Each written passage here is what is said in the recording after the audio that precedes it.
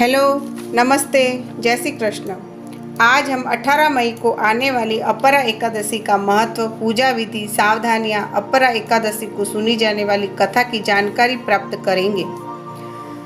अपरा एकादशी कब करनी है व पारण कब करना है वह भी जानेंगे। ये सारी जानकारियां प्राप्त करने के लिए वीडियो अंत तक अवश्य देखें। चैनल को सब्सक्राइब नहीं किया है तो भी कर दीजिए। ज्येष्ठ कृष्ण पक्ष की एकादशी तिथि को अपरा एकादशी अथवा अचला एकादशी के नाम से जाना जाता है। इस बार अपरा एकादशी का पर्व 18 मई को पड़ रहा है। धार्मिक मान्यता के अनुसार इस एकादशी से सभी प्रकार के कष्टों से मुक्ति व सुख सौभाग्य की प्राप्ति होती है। भगवान विष्णु के आशीर्वाद से व्रत करने वाले साधक का पारिवारिक जीवन सुखमय बीतता है। इस दिन व्रत रखने वाले लोगों को अपार धन की प्राप्ति होती है। इस एकादशी को करने से धन की देवी लक्ष्मी प्रसन्न रहती है और साधक को अपार धन से संपन्न बनाती है। इसलिए इस एकादशी को अपरा एकादशी कहते हैं। अपरा एकादशी की पूजा विधि इस प्रकार से है। अपरा एकादशी पर भगवान विष्णु की पूजा एक दिन पहले दसवीं तिथि की रात्रि से ही शुरू हो जाती है। दसवीं तिथि के दिन सूर्यास्त के बाद भोजन ग्रहण नहीं करना चाहिए। सुबह सूर्योदय से पहले उठे व अपने स्नान के जल में गंगा जल मिलाकर स्नान करें और साफ कपड़े पहनकर विष्णु भगवान का ध्यान करना चाहिए। पूर्व दिशा की तरह एक पट्टे पर पीला कपड़ा बिछाकर भगवान विष्णु की फोटो स्थापित करें और इसके बाद धूप दीप जलाएं और कलश स्थापित करें। भगवान विष्णु को अपने सामर्थ्य के अनुसार फल, फूल, पान, सुपारी, नारियल, लौंग आदि अर्पण करें। स्वयं भी पीले आसन पर बैठें। अपने दाएं हाथ में जल लेकर अपनी मुश्किलों को खत्म करने की भगवान विष्णु से प्रार्थना करें। पूरा दिन निराहार रहकर शाम के समय अपरा एकादशी की व्रत कथा सुने और फलाहार करें। शाम के समय भगवान विष्णु की प्रतिमा के सामने एक गाय का घी का दीपक जलाएं। अपरा एकादशी के दिन ये सावधानियां भी अवश्य बरतनी चाहिए। अपरा एकादशी के दिन देर तक ना सोएं। घर में लहसुन, प्याज और तामसिक भोजन बिल्कुल ना बनाएं। एकादशी की पूजा पाठ करते समय साफ सुथरे कपड़े पहनकर ही पूजा करें। अपरा एकादशी का महत्व इस प्रकार से है। इस दिन भगवान विष्णु की पूजा की जाती है। अपरा एकादशी के व्रत के प्रभाव से ब्रह्म हत्या, भूत योनि, दूसरे की निंदा आदि के सब पाप दूर हो जाते हैं। इस व्रत के करने से पर स्त्री गमन, झूठी गवाही देना, झूठ बोलना, झूठे शास्त्र पढ़ना या बनाना, झूठा ज्योतिषी बनना, झूठा वैद्य बनना आदि सब पाप नष्ट हो जाते हैं। जो क्षत्रिय युद्ध से भाग जाए वे नरकगामी होते हैं, परंतु अपरा एकादशी का व्रत करने से वे भी स्वर्ग को प्राप्त हो जाते हैं। जो शिष्य गुरु से शिक्षा ग्रहण करते हैं पर उनकी निंदा करते हैं वे अवश्य ही नरक में पड़ते हैं, मगर अपरा एकादशी का व्रत करने से वे भी इस पाप से मुक्त हो जाते हैं। जो फल तीनों पुष्कर में कार्तिक पूर्णिमा को स्नान करने से, गंगा तट पर पितरों को पिंडदान करने से प्राप्त होता है, वही अपरा एकादशी का व्रत करने से प्राप्त होता है। मकर के सूर्य में प्रयागराज के स्नान से, शिवरात्रि का व्रत करने से, सिंह राशि के बृहस्पति में गोमती स्नान से, कुंभ में केदारनाथ के दर्शन से या बद्रीनाथ के दर्शन से और सूर्य ग्रहण में कुरुक्षेत्र के स्नान से, स्वर्ण दान से तथा अर्ध प्रसूता गोदान से जो फल प्राप्त होता है वही फल अपरा एकादशी के व्रत से मिलता है।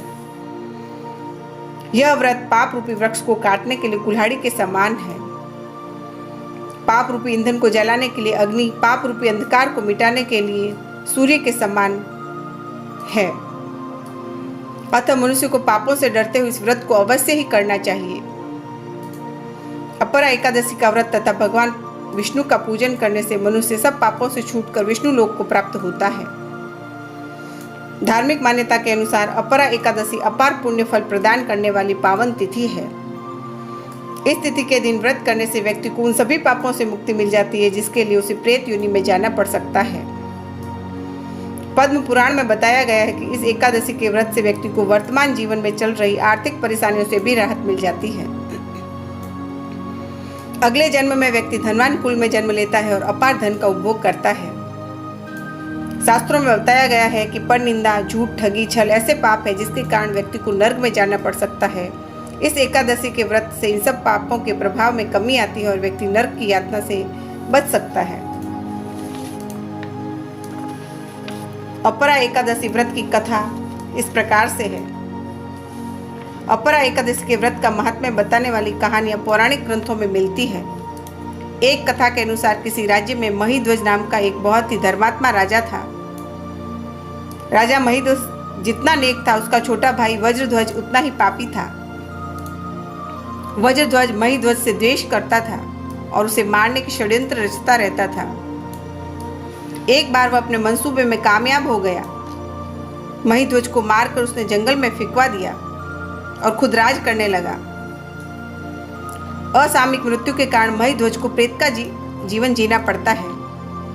वह पीपल के पेड़ पर रहने लगता है। उसकी मृत्यु के पश्चात राज्य में उसके दुराचारी भाई से तो प्रजा दुखी थी, साथ ही अब महिध्वज भी प्रेत बनकर आने जाने वाले लोगों को दुख पहुंचाता है। लेकिन उसके पुण्य कर्मों का सौभाग्य कहिए कि उधर से एक पहुंचे हुए ऋषि गुजर जाते हैं। उन्हें आभास हुआ कि कोई प्रेत उन्हें तंग करने का प्रयास कर रहा है। अपने तपोबल से उन्होंने महिध्वज का भूत देख लिया और उसका भविष्य सुधारने का जतन सोचने लगे। सर्वप्रथम उन्होंने प्रेत को पकड़कर उसे अच्छाई का पाठ पढ़ाया। उसके मोक्ष के लिए स्वयं ही अपरा एकादशी का व्रत रखा और संकल्प लेकर व्रत का पुण्य प्रेत को दान कर दिया। इस प्रकार उसे प्रेत के जीवन से मुक्ति मिली और वैकुंठ गमन कर गया। एक अन्य कथा इस प्रकार से है। एक बार एक राजा ने अपने राज्य में बहुत ही मनमोहक उद्यान तैयार करवाया।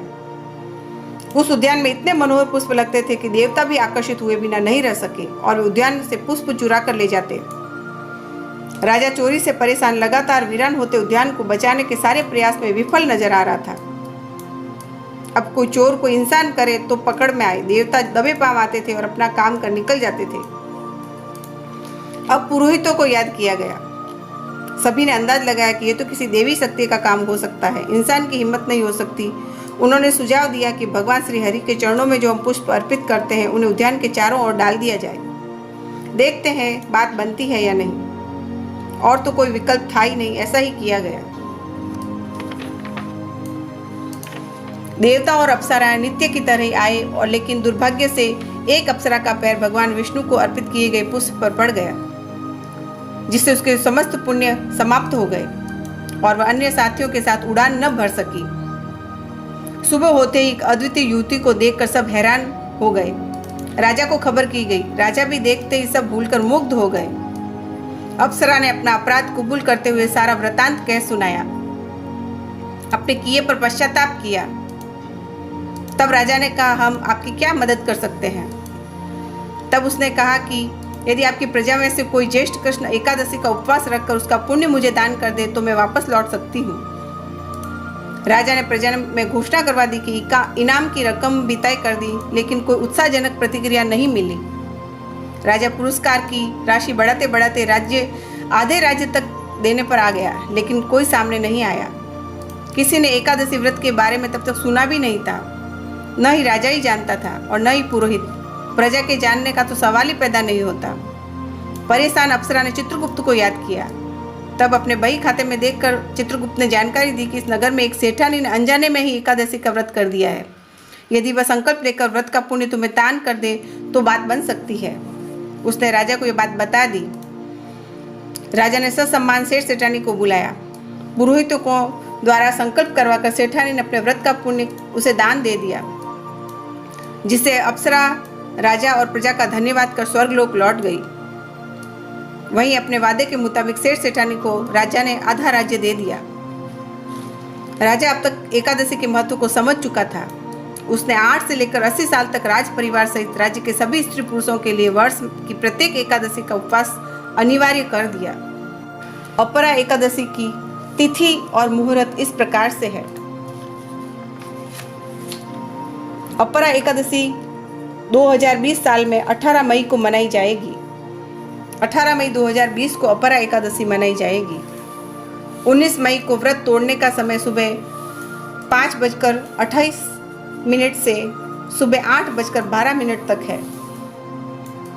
एकादशी तिथि 17 मई 2020 को दोपहर 12:42 से शुरू हो जाएगी और एकादशी तिथि 18 मई 2020 को दोपहर 3:08 पर समाप्त हो जाएगी। पारण तिथि के दौरान द्वादशी समाप्त होने का समय शाम को 5:31 है। यह दोस्तों मैंने आपको समय भी बता दिया कि किस प्रकार से सारे तिथि और मुहूर्त है। स्क्रीन पर लिखा हुआ आ रहा है, वह भी आप देख लीजिए। इस तरह हमें 10वीं तिथि 17 मई को ही शाम को सूर्योदय से पहले भोजन ग्रहण कर लेना है। 10वीं की शाम से ही नियमों का पालन शुरू कर देना है। एकादशी को सुबह जल्दी उठकर पवित्र होकर पवित्र वस्त्र पहनकर विष्णु भगवान की पूजा व ध्यान करना है। दिन भर निराहार रहना है व शाम को अपरा एकादशी का व्रत की कथा सुनकर फलाहार ग्रहण करना है व शाम को विष्णु भगवान के सामने दीपक जलाना है।